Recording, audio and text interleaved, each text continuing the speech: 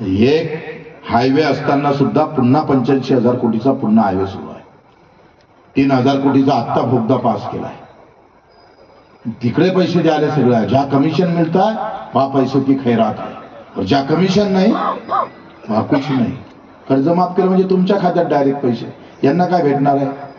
आणि जिथं काहीच भेटत नाही तिथं यांच्याजवळ पैसे संपले असते. लाडक्या बहिणीचं नाव बदला माय हो. 7.5 लाख कोटीचं बजेट आहे. 7.5 लाख कोटीमध्ये 2.5 लाख कोटी गेले कर्मचारी अधिकाऱ्यांसाठी, तरी 5 लाख कोटी शिल्लक आहे ना आमच्याकडे. 5 लाख कोटीमध्ये यांचे पगार गिगार. आता आम्ही पाहतो फर्निचरची दुरुस्ती केली फक्त मंत्र्याची, सगळे चांगले होते पण कुठे ढेकून निघालं. सगळ्या मंत्रालयाचे आम्ही पाहतोय दुरुस्त्या करून टाकल्या. 200 कोटी खर्च फक्त फर्निचर दुरुस्ती. मौज मजा सुरू आहे सगळी. आम्ही पाय घासून मरतोय कदर नाही. तो सचिन जाधव मेला त्या परभणीचा, मी पाहायला गेलो. 3,500 सोयाबीन विकावं लागली.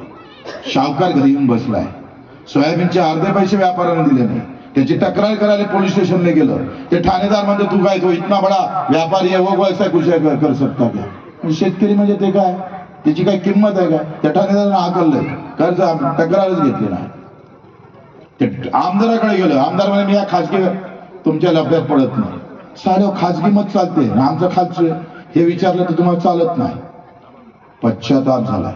2 दिवस फिरत होता.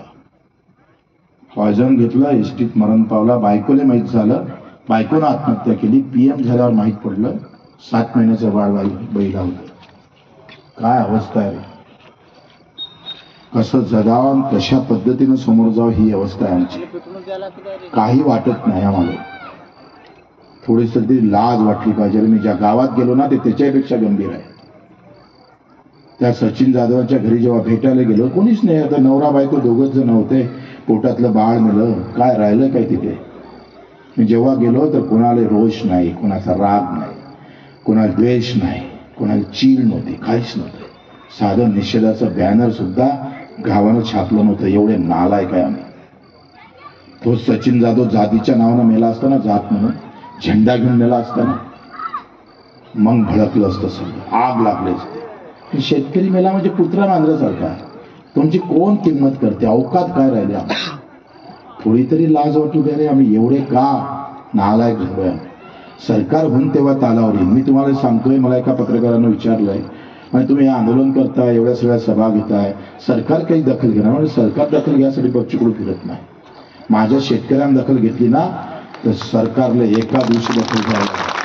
तो एकत्र झाला म्हणजे संपला विषय. पण तो एकत्र होत नाही ही ज्ञानवाची मेघ आहे. बाबासाहेब आंबेडकरला पाडलं ना आपण. चांगले माणसं पाडलं याच्या देशामध्ये. जो लढतं मरतं त्यालाच खऱ्या अर्थानं ठोकरं खावं लागतं. आणि म्हणून मित्र, ही लढाई तुमच्या आमच्या जीवन मरणाची उरून शिल्लक राहिलेली आहे. आज पैसा नाही तर सगळंच नाही. अरे 5 ते 40 कोटी रुपये त्या नॅनोकारवाल्याला मोदीजीनं 0.01 व्याजानं दिलं पैसा. तो आमचा रिलायन्सवाला छोट्या अंबानीला 48,000 कोटी आत्ता माफ केलं यांनी. 200 व्यापाऱ्यांना, उद्योगपत्यांना, मोठ्या उद्योगपत्यांना त्यांचे धंदे अडचणीत आले होते. प्रोत्साहन निधी 16 लाख कोटी रुपये दिले, माफ करून टाकलं. तर आमचं 1 लाख कोटी माफ नाही होत. 200 लोकले एवढे पैसे माफ होत आहे. ते प्राध्यापक 2 जोडपे मला घरी आले, नवरा बायको, त्यांना पेन्शन 1.25 लाख रुपये आहे. पेन्शन घरी बसून कुठंच जात नाही. पेन्शन म्हणजे रिटायर झाल्यानंतर काय काम आहे? 1.25 लाख. त्याचे 2 पोरं नोकरीवर, त्याचे 2.5 लाख. 10 लाख रुपये महिना एका घरात जातो. आणि आम्हाला 1 लाख वर्षभर पाहायला भेटत नाही, कारण आम्ही सगळे बांगड्या घालून बसलोय ना. काहीच करायचं ठरलं नाही. उद्या हे सोयाबीन 500 रुपये भावानं विकायला लागतं आणि तरी सुद्धा उद्रेक होत नसेल तर तुमच्या जगण्यात अर्थ तरी काय आहे? दिवाळी गेली ते म्हणजे दिवाळी अंधारात ठेवणार नाही तो देवाभाऊ. कायची देऊ तो दिवाळी अंधारात ठेवणार नाही? अरे आमचं आयुष्य अंधारात चाललं, तू काय दिवाळीचं सांगताय आम्हाला? साला देणार तर 5,000 दिवाळी होते का रे? तुम्ही साल्या 2 लाखाचे फटाके फोडून जा आमदाराच्या बाजूने फोड. सगळे मोबाईल घेऊन उभे राहा, हे किती लाखाचे फटाके फोडतो म्हणून. हे 2-2 लाखाचे फटाके उडत आहे आणि आम्हाला 5,000 दिवाळी चांगले होईल. तुमच्या बापाचं राज्य कसं आलं हो? बदला घेतल्याशिवाय राहणार नाही आम्ही. बदला घेऊ पूर्ण. आता पक्ष गिक्ष डोक्यातून काढा, शेतकरी म्हणून जगा पहिले. कोणता झेंडा लावा तिकडे, कुणी हिरवा घ्या, भगवा घ्या, निळा घ्या, पिवळा घ्या, का अधिक 4-5 रंग घ्या. आणि एक लक्षात ठेवा, हा जो तिरंगा आहे ना, जे मोदीजी फडकवते ना लाल किल्ल्यावर, त्या मोदीजीला जाऊन सांगितलं पाहिजे, त्याचा जो कापड बनते ना, तुम्हाला बाप शेतकरी पिकवतोय कापूस, मग बनतोय तो झेंडा. पण तुम्ही झेंड्याच्या राजकारणात मेले. एक दंगल एवढे 6.5 लाख शेतकरी मेले, एक साला कुठं त्याचा निषेध नाही आहे. या दिवाळीनंतर दुसऱ्या दिवशी जो येतं बलिप्रदा दिवस, त्या दिवशी प्रत्येक गावात त्या 6 लाख शेतकऱ्यांना श्रद्धांजली अर्पण केली पाहिजे. गावागावातले लोक एकत्र येऊन एका ठिकाणी, काय असेल 50-60, अरे नेता मेला तर गावात बॅनर लागतं.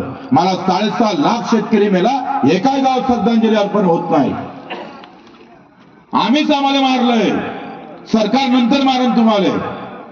तुम्ही मेंढरासारखे जातीच्या नावावर मतं मारताय, पक्षाच्या नावावर मतं मारता, आणि उरले पैशाच्या नावानं मटन आणि चिकन, दाबा बटन. या मानसिकतेमुळे आम्ही मरतोय. हा तुकडोजी महाराजांचा भाग आहे. ते तुकडोजी शेवटचं भाषण सांगतोय.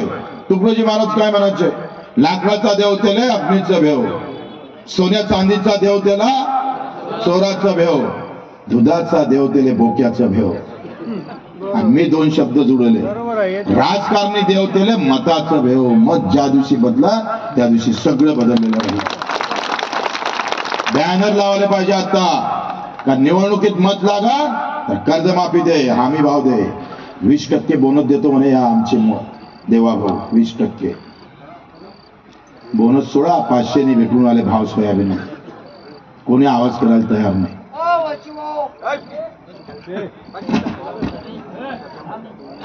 त्याच्याकडे लक्ष देऊ नका. मी उभा ना एवढा 6 फुटाचा. तुम्ही एक लक्षात घ्या का ही लढाई लढायची का नाही लढायची. काठावरचे तर काहीच नाही होणार, अर्धे बीजे दिसून आले. काय झेंडा घे ना, ढुंगणारे लावून मारतो तुझा गाव. अरे लढायची का नाही लढायची, येणार का नाही येणार. काही काम धंदे काही नाही, सुट्टीवर जायचं 6-8 दिवस धूमधाम करून टाकायचे. सरकार हमारे लिए नहीं तो हम भी सरकार के नहीं है. जेवढे 200 दिवस काम करतोय आम्ही शेतात. किती दिवस, 200 दिवस काम करतोय. 360 दिवसापैकी 200च्या वरती दिवस काम करतोय. आणि त्या 200 दिवसाची मेहनत जर आम्हाला कामी लावायची असेल तर 4 दिवस रस्त्यावर या. 200 दिवसाचं चित झाल्याशिवाय राहणार नाही. जितनी ताकत, जितनी मेहनत हम जिस किसान हमारे खेती में लगाते हैं, उससे ज्यादा 3 दिन 4 दिन खाली रस्ते पर आना चाहिए. अरे तुमच्या गावासमोर जर बसले ना, जेवण करायचं सकाळी 7 वाजता, रस्त्यावरून बसायचं असं जाम, सगळं जाम. वरतून हेलिकॉप्टरनं जा, मग आपण हेलिकॉप्टर खरेदी वरती उडवूस आल्याला. पण तुमची तयारी पाहिजे. आज नोकरी आहे का कोणाला, किती कुठते पाहिले. शिकलो तर नोकरी नाही, पिकलं तर भाव नाही, दोनही इकडून मरण आहे तुमचं. जास्तीत जास्त नोकरी काय भेटन, गार्ड, लिफ्टमॅन, चौकीदार. तुम्ही गावातले गरीब राहिले का शहरातल्या लोकांना भांडे घासले बाया भेटल्या. बरोबर आहे का नाही. गाव गरीब राहायला पाहिजे. आणि ह्या सगळ्या कलेक्टरले भांडे घासाले आमच्या शेतकऱ्याच्या मायमावली गेल्या पाहिजे. त्याचे पोट्टे तिथंच 15,000 रुपये महिना. त्याला नोकरी पोरगी द्यायला तयार आहे, पण तुम्हाला द्यायला तयार नाही. तुम्ही मुंजे राहणार, तुमचे लग्न होणार नाही. तुम्ही जर असे जातीपाती धर्मात भांडत राहिले आणि पक्षाचा झेंडा घेत राहिले तर कोण तुमच्यासोबत, काय आहे रे तुमच्याजवळ. 500 रुपये सोयाबीन विकायला लागली तर काय ते बाई म्हणून काय राव ह्या भामट्याजवळ आपण कोण देणार आहे. तुमची तरी बहीण देता का तुम्ही त्या सोयाबीन वाल्याला. पोते उचलायला देणारे तयार आहे, पण तुम्हाला देणार नाही. आता लढल्याशिवाय पर्याय लढणार आहे सगळे जोरानं मला दुसरी सभा. जय जवान आणि जय जवान. धन्यवाद. तुमच्या 28ला वाट पाहतोय बच्चू कडू नागपूरला.